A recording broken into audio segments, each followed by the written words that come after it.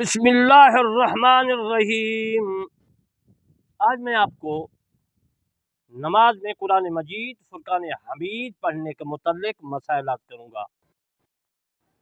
ناچیز بندہ علامہ طالب حسین کرمانی، بس یاسر آباد، چک مغل، تحصیل میلسی، ضلع وہاڑی، صوبہ پنجاب، پاکستان سے عرض کرتا ہوں کہ میرے دو چینل ہیں۔ ایک چینل کا نام ہے ٹی وی کرمانی، جس میں نے قرآن مجید فرقان حمید کی تفسیر لکھی ہے اور لکھ رہا ہوں، اس میں بیان کر رہا ہوں۔ دوسرا میرا چینل ہے کرمانی ٹی وی 3، جس میں آپ سے بات کر رہا ہوں، گفتگو کر رہا ہوں، تقریر کر رہا ہوں۔ اس میں عزیزان محترم تمام مسائل فقہ کے موجود ہیں۔ آپ نے دونوں چینلوں کو ضرور سبسکرائب، لائک، کمنٹ اور شیئر کرنا ہے۔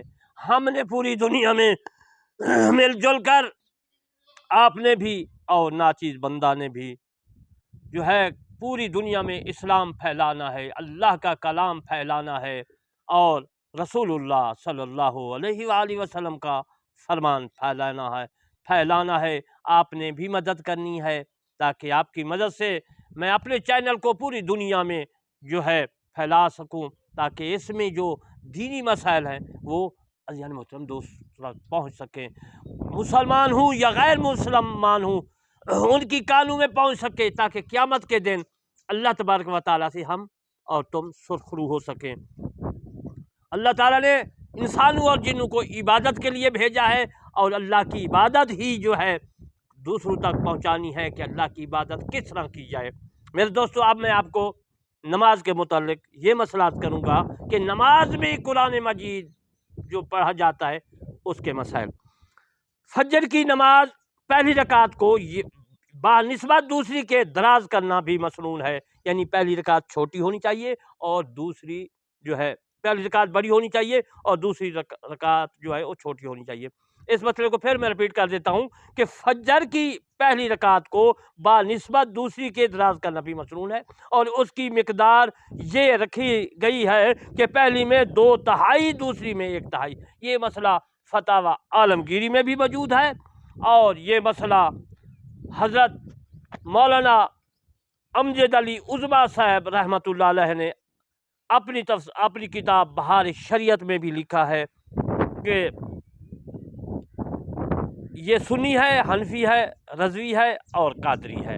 اللہ تبارک و تعالیٰ نے ان کو بہت علم سے نوازا، اپنی رحمت سے نوازا، اور آپ بھی بہار شریعت پڑھیں اور دوسروں تک بھی ان کے مسائل پہنچائیں، اور عالمگیری بھی پڑھیں، فتاوی عالمگیری، اور دوسروں تک مسائل پہنچائیں۔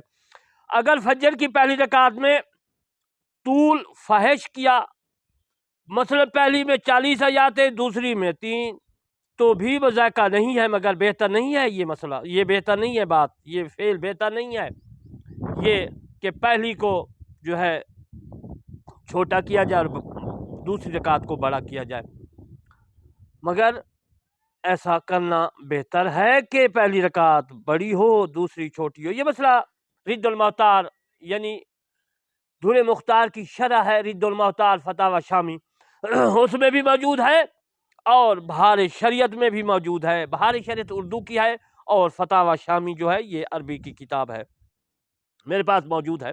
بہتر یہ ہے کہ جس طرح میں نے عرض کیا، اور نمازوں میں بھی پہلی رکعت کی قرات دوسری سے قدر زیادہ ہو، یہی حکم جمعہ عیدین کا بھی ہے۔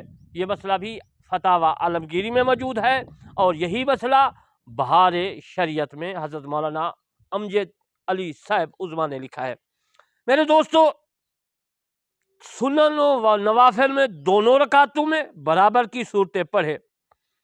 دوسری رکعت کی قرات پہلی سے طویل کرنا مکروہ ہے۔ پھر اس مسئلے کو سن لیں، لوگ اس سے غافل ہیں۔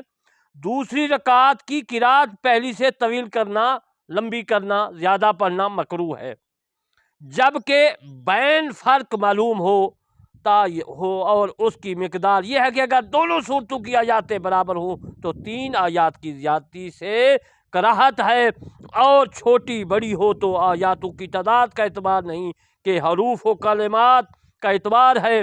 اگر کلمات و حروف میں بہت جو ہے تفاوت ہو، کراہت ہے، اگرچہ آیاتیں گنتی میں برابر ہوں، مثلا پہلی میں علم نشرح پڑھی اور دوسری میں لم یکن، تو کراہت ہے۔ اگرچہ دونوں میں 8 آ جاتے ہیں۔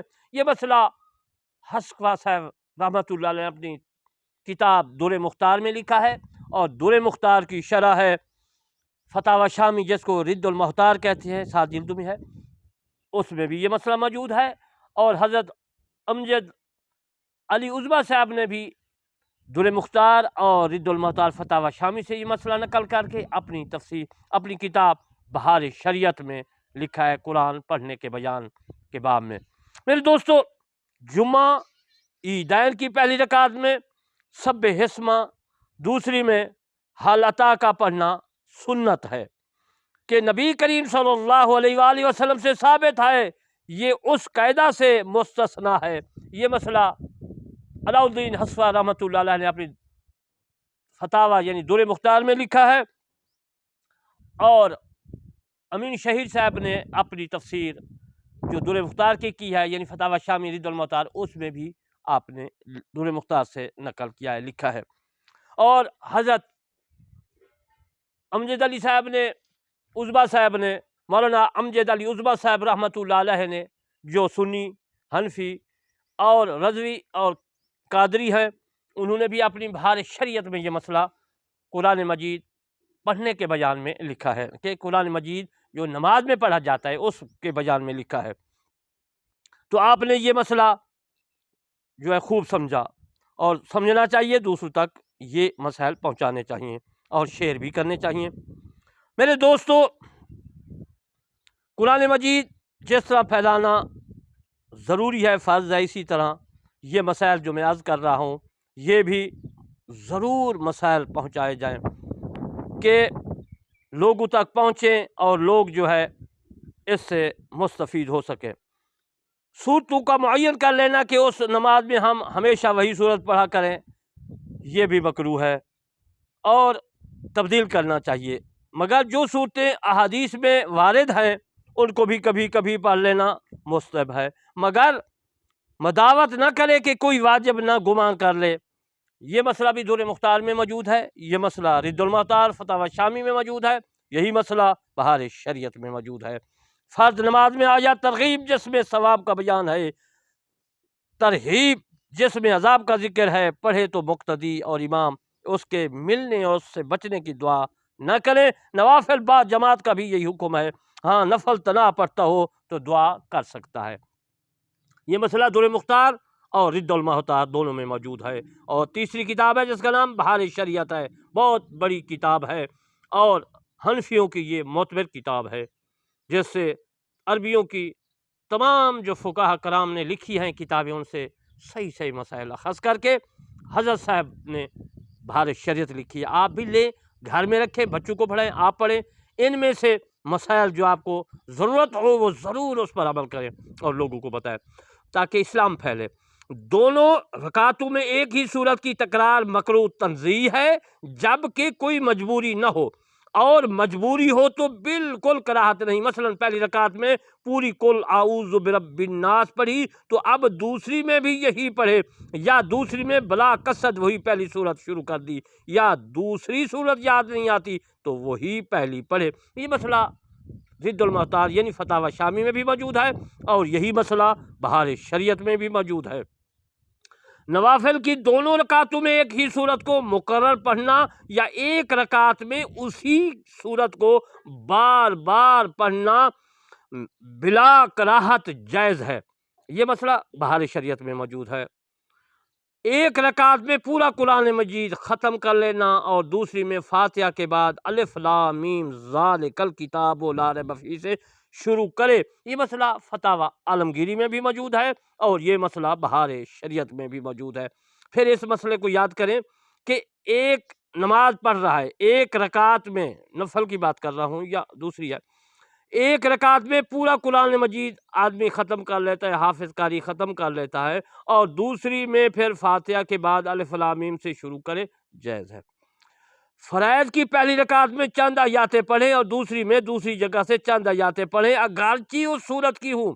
اگر درمیان میں 2 یا زیادہ آیاتیں رہ گئی ہوں تو حرج نہیں ہے، مگر بلا ضرورت ایسا نہ کرے۔ اور اگر ایک ہی رکعت میں چند آیاتیں پڑھیں پھر کچھ چھوڑ کر دوسری جگہ سے پڑھنا پڑھا تو مکروہ ہے، اور بھول کر ایسا ہوا تو لوٹے واپس آئے اور چھوٹی ہوئی آیاتیں پڑھے۔ یہ مسئلہ رد المحتار میں موجود ہے۔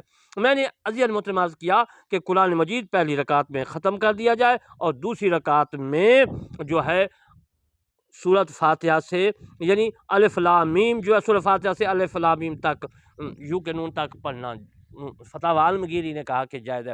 مگر ایک اور مسئلہ کتاب میں ہے کہ پھر میں آگے جا کے عرض کروں گا، انہوں نے کہا کہ ایسا نہیں کرنا چاہیے، کہ پہلی رکعت میں جو ہے قرآن مجید کی کچھ آیاتیں آخر والی چھوڑ دے، اور دوسری پہلی رکعت میں قرآن مجید جو پڑھ رہا ہے الحمدللہ سے لے کر، اور کچھ آیاتیں آخر میں چھوڑ دے اور دوسری رکعت میں پوری کریں، جو ہے جائز ہے۔ کیونکہ پہلی رکعت میں قرآن مجید نماز میں پڑھ رہا ہے، پورا ہو گیا، اور دوسری میں جو ہے پھر ابتدا شروع ہوگی تو الٹا ہو جائے گا۔ جس طرح قرآن مجید فرقان حمید کی بات کر رہا ہوں کہ آدمی نماز میں قرآن پڑھتا ہے، اگر سورۃ والناس اس نے پہلی رکعت میں پڑھ دی اور اس کے بعد قل اعوذ برب الفلق پڑھ دی دوسری رکعت میں، یہ مکروہ تنزیہی ہو جائے گا، کیونکہ ترتیب جو ہے قرآن کی وہ الٹ ہو جائے گی۔ یعنی پڑھنا چاہیے الحمدللہ کے اسی طرح آگے آگے پڑھنا چاہیے، الٹ نہیں پڑھنا چاہیے، تو مکروہ تنزیہی ہوگا۔ کیونکہ آپ کو مسئلے سے وضاحت کرتا چلوں کہ قرآن مجید فرقان حمید جس طرح اللہ تبارک و تعالی نے لوح محفوظ پر لکھا تھا اسی طرح ہمارے پاس موجود ہے، ایک۔ دوسرا، جب قرآن مجید فرقان حمید میرے رسول صلی اللہ علیہ وسلم کے پاس اس وقت تھا جمعہ سے پہلے، تو عزیز محترم لوگ کوئی سورت پڑھ لیتے کیونکہ ترتیب نہیں تھی اس وقت، تو اس لیے جائز ہوا، مگر مکروہ تنزیہ اس لیے ہوا کہ خلفائے راشدین حضرت ابو بکر صدیق، حضرت عثمان رضی اللہ تعالیٰ، باقی مل جل کر حضرت عثمان نے اس کو جمع کیا، تو خلفائے راشدین کی سنت کی جو ہے پیروی نہیں ہوگی۔ اللہ تعالیٰ کے حبیب نے فرمایا سنتی و سنت الخلفائے راشدین، میری سنت اور میرے خلفائے راشدین کی سنت کو مضبوط پکڑو، تو ثابت یہ ہوا کہ سنت خلفائے راشدین کی وجہ سے مکروہ تنزیہ ہو جائے گا۔